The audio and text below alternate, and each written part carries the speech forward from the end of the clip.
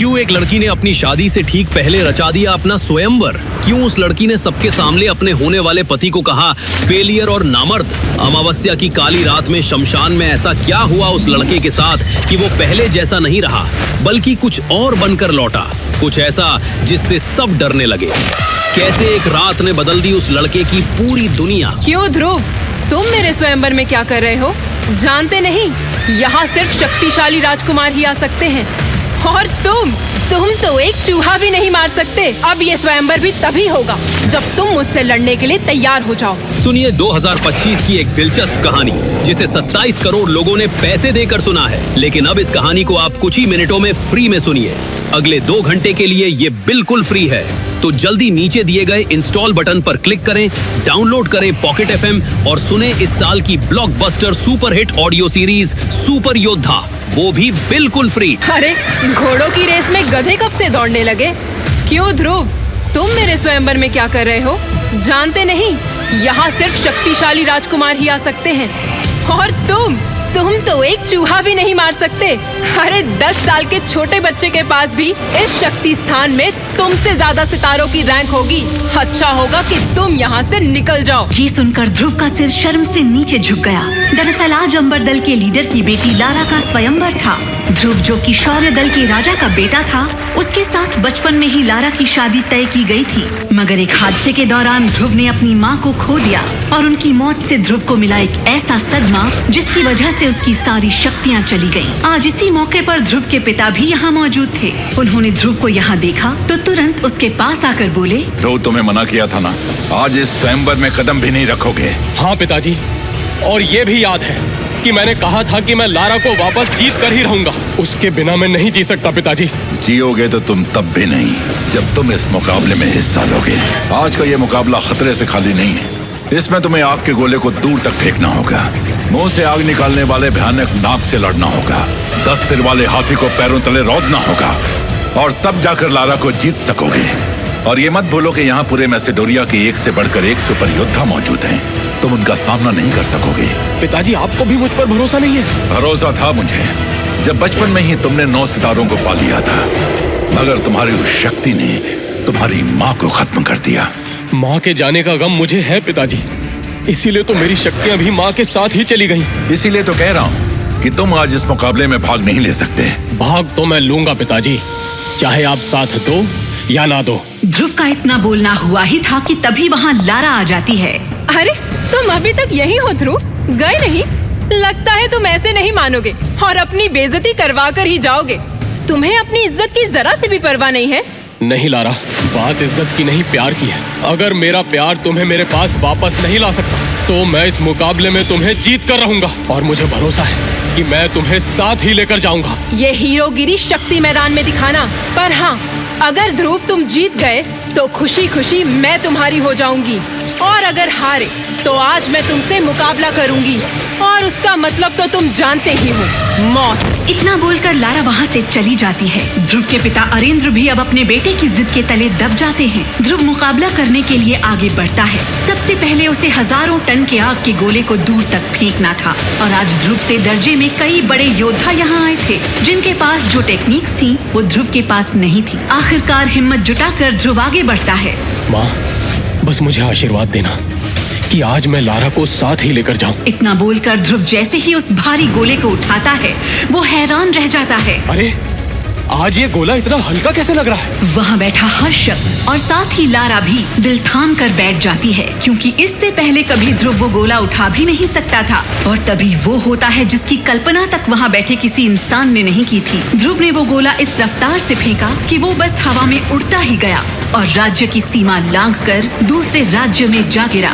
ये अब तक का सबसे दूरी पर जाने वाला गोला था, मगर तभी अचानक पूरे शक्ति स्थान पर अंधेरा छा जाता है और एक हरी रोशनी भरी बिजली सीधे जाकर ध्रुव पर गिरती है, वो भी उस अंगूठी में जो ध्रुव को उसकी माँ ने आखिरी निशानी के तौर पर दी थी। अचानक ही ध्रुव के सामने अंधेरा छाने लगता है और उसी बेहोशी में उसे एक बूढ़े आदमी का चेहरा दिखाई देता है। मैं तुम्हारा ही इंतजार कर रहा हूँ ध्रुव, मेरे पास आओ। अचानक ही ध्रुव की आंखें खुलती हैं तो वो खुद को जमीन पर गिरा हुआ पाता है और तभी शक्ति स्तंभ पर उसके सितारे दिखाई देते हैं। खराब प्रदर्शन, 3 सितारे। नहीं, ये नहीं हो सकता। मेरा गोला तो सबसे दूर गया था, फिर ये सितारे। वहाँ बैठे किसी भी इंसान को समझ नहीं आ रहा था कि आखिर ये कैसे मुमकिन था। सबने देखा कि कैसे ध्रुव ने गोले को इतना दूर फेंका और उसके बाद भी उसका सिर्फ तीसरा सितारा आया। और इस हिसाब से ध्रुव को मुकाबले से बाहर होना होगा। लेकिन एक नियम ये भी था कि लारा, यानी कि जिसका स्वयंवर है, वो चाहे तो किसी भी प्रतियोगी को एक और मौका दे सकती है। लारा, बस एक मौका प्लीज। अब बारी थी लारा के फैसले की और तभी लारा अपना फैसला सुनाती है। मेरा फैसला है कि ध्रुव की धड़कनें तेज हो गईं। पूरा शक्ति स्थान अब चुप था। हर किसी की नजर लारा पर थी। क्या वो ध्रुव को एक और मौका देगी या यहीं उसकी कहानी खत्म हो जाएगी? मेरा फैसला है कि मैं ध्रुव को एक मौका दूंगी, लेकिन उससे पहले ध्रुव को मुझसे लड़ना होगा। अगर ध्रुव ने मुझे उस लड़ाई में हरा दिया तो वही होगा जो ध्रुव चाहता है। लेकिन अगर मैं जीत गई तो अपनी मौत पक्की समझना ध्रुव। कहो, करोगे मुझसे मुकाबला? है दम एक लड़की से मुकाबला करने का? लारा का ये फैसला सुनकर सब लोग हैरान थे। वहीं ध्रुव के पिता अरेंद्र के पैरों तले जमीन ही खिसक गई। ध्रुव खुद हैरान था क्योंकि सबको पता था कि लारा सबसे ज्यादा शक्तिशाली थी और लारा को हराना नामुमकिन था। अब सबकी नजरें ध्रुव पर थीं। सब जानना चाहते थे कि अब ध्रुव लारा को क्या जवाब देगा। लेकिन तभी ध्रुव ने लारा की आंखों में आंखें डालते हुए कहा, मैं करूंगा तुमसे मुकाबला लारा, मैं हराऊंगा तुम्हें। ठीक है ध्रुव, तो अब ये स्वयंवर भी तभी होगा जब तुम मुझसे लड़ने के लिए तैयार हो जाओ। इतना कहते ही लारा ने एक आखिरी बार ध्रुव को देखा और वहाँ से चली गई। वहीं ध्रुव भी मैदान से निकलकर सीधा एक शमशान की ओर बढ़ गया। ध्रुव की आंखों में बदले की आग जल रही थी। लेकिन सवाल तो ये था कि शमशान ही क्यों? ऐसा क्या था उस शमशान में? क्या ध्रुव लारा पर कोई काला जादू करने वाला था या फिर वो कुछ ऐसा करने वाला था जिसके बारे में कोई सोच भी नहीं सकता था? आज मुझे मेरे सवालों के जवाब चाहिए। आज मैं जानना चाहता हूँ कि आखिर मेरे साथ ऐसा क्यों हो रहा है। ध्रुव जैसे जैसे शमशान में बढ़ने लगा, अचानक वहाँ की हवा भारी हो गई। ध्रुव के सामने घना कोहरा छा गया। उसे शमशान के गेट के अलावा कुछ भी नजर नहीं आ रहा था। ध्रुव की धड़कन अब तेज होने लगी थी। उसने जैसे ही आगे कदम बढ़ाया, तभी शमशान का गेट धीरे धीरे अपने आप खुलने लगा। ये देखकर ध्रुव के पसीने छूट गए, लेकिन उसके कदम नहीं रुके। ध्रुव जैसे ही आगे बढ़ा, तभी उसे लगा जैसे कोई उसका कंधा छू कर गया। वो झटके से पलटा, लेकिन पीछे कोई नहीं था। तभी ध्रुव ने कहा, कौन है यहाँ? सामने आओ। देखो मुझे ऐसे डराकर कोई फायदा नहीं है। मैं डरने वालों में से नहीं हूँ। उस आवाज को सुनकर ध्रुव वहाँ से भागा और सीधा एक समाधि से लिपट गया। ध्रुव ने जैसे ही उस समाधि को छुआ, शमशान का पूरा माहौल बदल गया। जो घना कोहरा चारों ओर था वो छट गया था। आवाजें आना बंद हो गई थी। अब हर समाधि साफ दिख रही थी। असल में ध्रुव ने जिस समाधि को छुआ था वो उसकी माँ की थी। तभी ध्रुव अपनी माँ की समाधि से बात करने लगा। देखा माँ तुमने, ये दुनिया मुझे कमजोर और नकारा समझती है।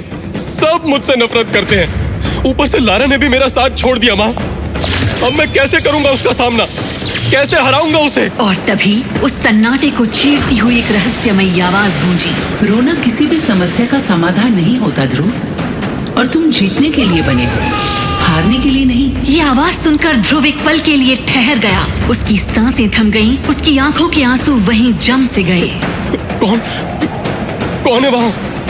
माँ, क्या ये तुम हो? अब रोने का नहीं, उठने का समय है ध्रुव। अब समय है तुम्हारी शक्ति सम्राट बनने का। लेकिन कैसे बनूंगा मैं शक्ति सम्राट?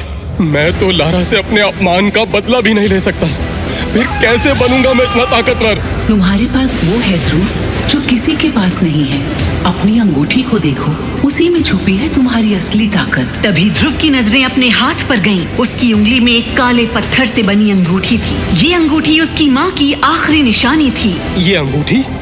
लेकिन इस अंगूठी में ऐसा क्या है माँ? लेकिन अब वो आवाज बंद हो चुकी थी। ध्रुव ने बार बार अपनी माँ को पुकारा, लेकिन कोई जवाब नहीं मिला। और तभी गुस्से में ध्रुव ने उस अंगूठी को निकालकर जमीन पर फेंक दिया। और तभी उस अंगूठी से तेज रोशनी निकलने लगी और देखते ही देखते उस रोशनी के बीच से एक साया निकलकर बाहर आया। कौन हो तुम और मेरी अंगूठी में क्या कर रहे थे? वो साया मुस्कुराया और हवा में उड़ता हुआ धीरे धीरे ध्रुव के पास आया। मैं वही हूँ जिसकी वजह से तुम इस धरती के सबसे शक्तिशाली योद्धा बनोगे। झूठ मत बोलो। मैंने जब से ये अंगूठी पहनी है तब से मेरी ये हालत है। तो क्या तुमने छीनी थी मेरी शक्तियाँ? हाँ, मैंने ही छीनी थी तुम्हारी शक्तियाँ, लेकिन मैंने ये क्यों किया सही समय आने पर तुम्हें जरूर बताऊंगा। फिलहाल इतना जान लो, अब अगर तुम्हें अपनी शक्ति वापस चाहिए तो तुम्हें मुझे अपनाना होगा। कभी नहीं। मैं अब दोबारा ये गलती नहीं दोहराऊंगा। मैं उस अंगूठी को कभी नहीं पहनूंगा। क्या तुम नहीं चाहते कि लोग तुम्हारी फिर से इज्जत करें? क्या तुम लारा को हराना नहीं चाहते? और क्या तुम दोबारा एकलव्य नहीं बनना चाहते? क्या सच में मैं लारा को हरा पाऊंगा? क्या मैं फिर से एकलव्य बन पाऊंगा? एकलव्य तो क्या, मैं तुम्हें एकलव्य से भी महान योद्धा बना दूंगा ध्रुव, लेकिन इसके लिए तुम्हें एक कीमत चुकानी होगी। कैसी कीमत? इसके बाद जो विदुर ने ध्रुव से कहा वो सुनकर ध्रुव के पैरों तले जमीन सरक गई। तो आखिर किस कीमत की बात कर रहा था विदुर? ध्रुव की शक्तियाँ छीनने के बाद अब क्यों करना चाहता है विदुर ध्रुव की मदद? क्या सच में विदुर लौटा सकता है ध्रुव की शक्तियाँ? और सबसे बड़ा सवाल, क्या ध्रुव दे पाएगा अपनी होने वाली बीवी लारा को मां? इन सभी सवालों के जवाब जानने के लिए अभी डाउनलोड करिए पॉकेट FM ऐप और सुनिए ये सुपर हिट शो सुपर योद्धा।